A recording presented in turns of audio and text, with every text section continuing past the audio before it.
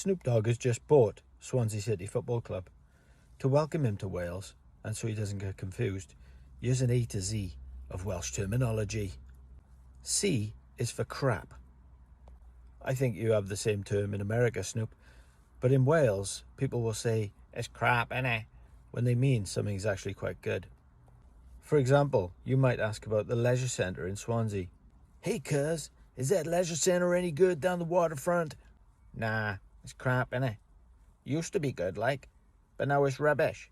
"Hey, I heard Rosilli's really nice." "Nah, it's crap, innit?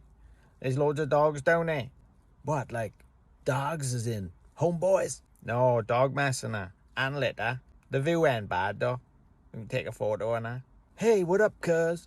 I heard the Brecon Beacons is quite nice." "Nah, it's crap, innit?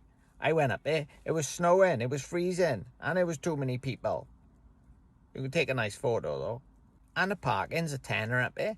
It's a fucking rip-off, Snoop, don't bother." "Hey, cuz, is shopping any good in the centre of Swansea?" "Nah, it's crap, innit? Town's dead. It used to be good, like, loads of boarded up shops and that. There's some nice places to eat, though. You might get a nice kebab, and you can get your hair cut." So as you can see, Snoop, people often open in Wales with, "It's crap, innit?" when really, if you dig a little deeper, places are actually quite good.